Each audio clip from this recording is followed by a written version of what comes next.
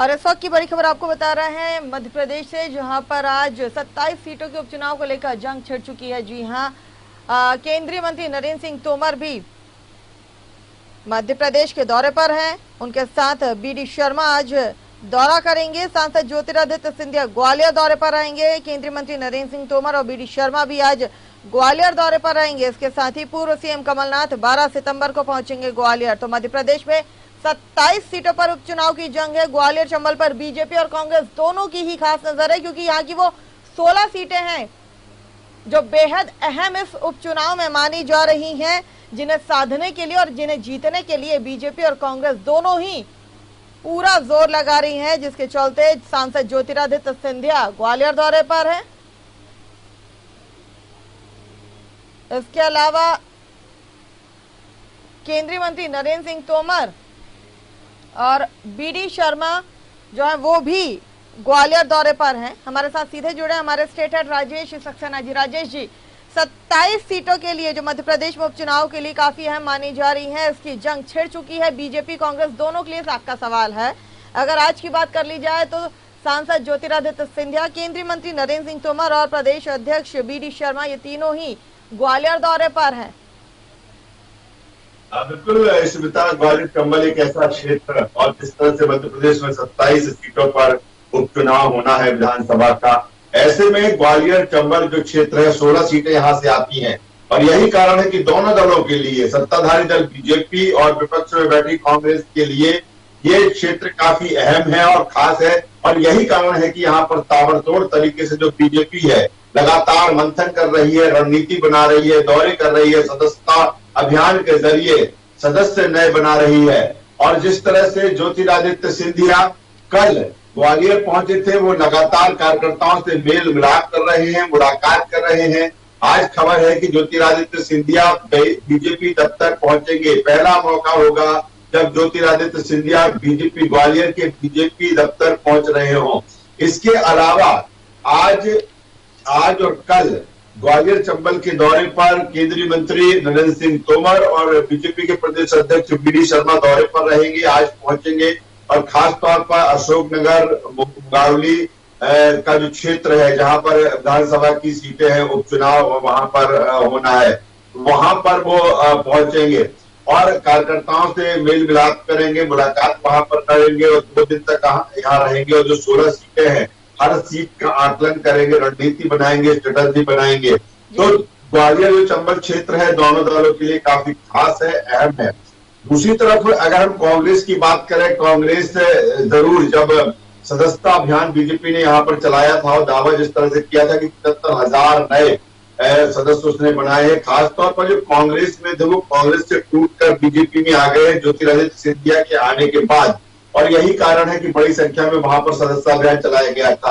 अब पूर्व मुख्यमंत्री और पीसीसी चीफ कमलनाथ 12 सितंबर को ग्वालियर पहुंच रहे हैं। 12 सितंबर को वो कई कार्यक्रमों में सम्मिलित होंगे, चाहे वो धार्मिक आयोजन हो, चाहे वो व्यापारिक हो या सांस्कृतिक हो। अलग अलग सेक्टर्स के लोगों से, प्रमुखों से बातचीत करेंगे, व्यापारियों से, उद्योगपतियों से उनकी चर्चा होगी, अलग अलग सेक्टर के लोगों से चर्चा होगी। और 13 तारीख को वो सेक्टर वाइज, मंडल वाइज, ब्लॉक वाइज लोगों से चर्चा करेंगे, कार्यकर्ताओं से, नेताओं से। और जहां पर जिस 16 सीटों पर चुनाव होना है वहां की जमीनी हकीकत आखिर क्या है। हालांकि ये कहा जा रहा है कि कांग्रेस ने अधिकांश नाम तय कर लिए हैं या फिर इस तरह की सूची तैयार हो गई है कि जिसमें एक पैनल बना दिया गया है, जिसमें 1, 2, 3 यानी 3 नामों का पैनल है।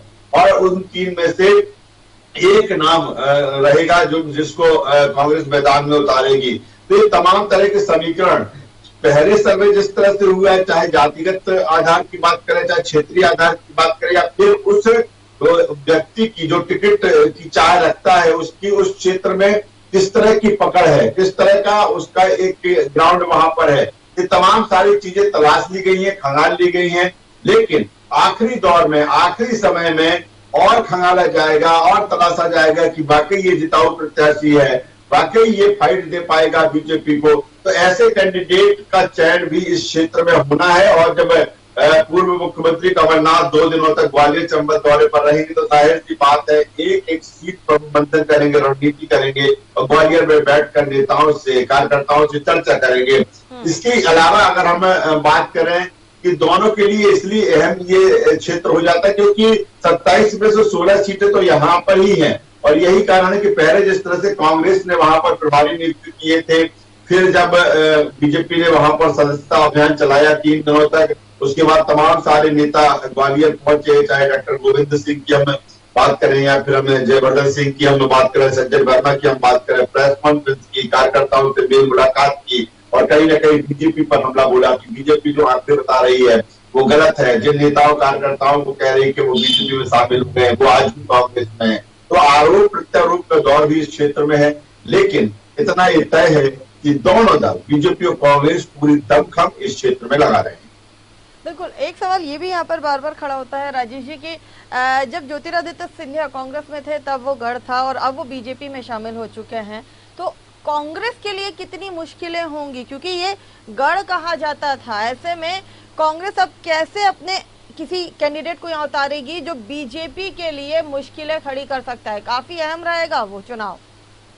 देखिए, बिल्कुल ये तो बड़ा सवाल है श्वेता। जब से ज्योतिरादित्य सिंधिया कांग्रेस छोड़ बीजेपी में पहुंचे हैं, ऐसे में कांग्रेस के लिए बड़ी चुनौती इस बात को लेकर है कि इस क्षेत्र में ज्योतिरादित्य सिंधिया एक ब्रांड वैल्यू नेता उनके पास में था, और यही कारण है कि हमने 2018 विधानसभा चुनाव में देखा कि इस क्षेत्र में सबसे ज्यादा सीटें कांग्रेस को मिली और कहीं ना कहीं सत्ता पर आसीन कांग्रेस हुई।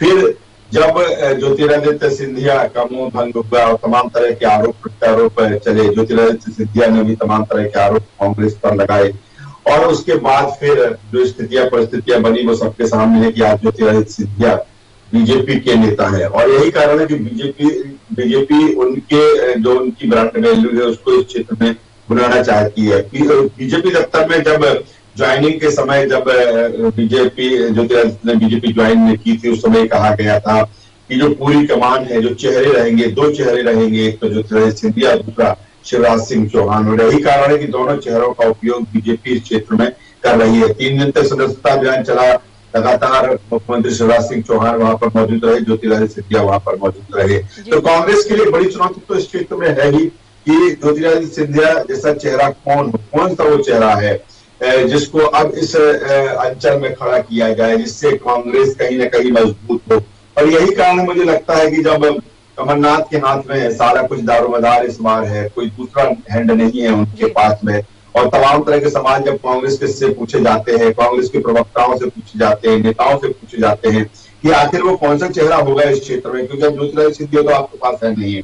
तो ऐसे में कमलनाथ को लेकर ही कहा जाता है कि कमलनाथ काफी अनुभवी नेता है, लंबा राजनीतिक करियर उनका रहा है, कई बार वो केंद्रीय मंत्री रहे हैं, कांग्रेस को उन्होंने काफी करीब से देखा है लंबे वक्त से, और यही कारण है कि कमलनाथ पीसीसी चीफ भी है, तो कमलनाथ कुछ क्षेत्र में खुद पहुंच रहे हैं, 2 दिन तक वहां पर रहेंगे। और कहीं ना कहीं जो बात कही जा रही है कि ज्योतिरादित्य सिंधिया के बाद कौन, तो मुझे लगता है कि 2 दिन तक वो वहां पर ठहर कर रुक कर सारी रणनीति स्ट्रेटेजी बनाएंगे, और इसके बाद जब चुनाव की तारीखों का ऐलान होगा तो मुझे लगता है कि अधिकांश समय वो इस क्षेत्र में बिताए, क्योंकि 16 अहम सीटें हैं। और यही कारण है कि ये बिल्कुल बात सामने है कि आखिर नेता कौन है। मुझे लगता है कि कमलनाथ, पीसीसी कमलनाथ इस क्षेत्र में पूरी कमान संभालेंगे। देखना होगा कि कार्यकर्ताओं को कैसे एकजुट करते हैं, नेताओं को कैसे एकजुट करते हैं, और फिर ज्योतिरादित्य सिंधिया के जाने के बाद जो कहीं ना कहीं एक कार्यकर्ताओं और नेताओं में निराशा का भाव है, या फिर वो एक एफर्ट अभी नहीं दिख रहा है, शायद उसमें जान की पूरी कोशिश पूर्व सीएम कमलनाथ करेंगे।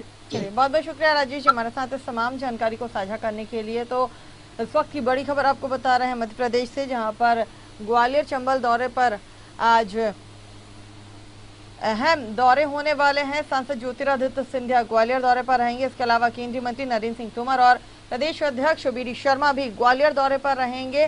27 सीटें जो हैं जिन पर उपचुनाव होना है, उनमें से 16 सीटें ग्वालियर चंबल क्षेत्र में आती हैं, जो काफी अहम मानी जा रही हैं और काफी अहम सीटें भी हैं, क्योंकि जब से ज्योतिरादित्य सिंधिया बीजेपी में शामिल हुए तब से कांग्रेस के लिए मुश्किलें जरूर खड़ी हुई हैं, और यही वजह है कि इन सीटों पर ऐसे कौन से कैंडिडेट उतारे जाएं जो यहां पर बीजेपी को टक्कर दे सके, जिसके लिए 12 सितंबर को पूर्व मुख्यमंत्री कमलनाथ यहां पर ग्वालियर के दौरे पर रहेंगे। साथ ही 13 सितंबर को वो कार्यकर्ताओं के साथ चुनावी मंथन भी करेंगे।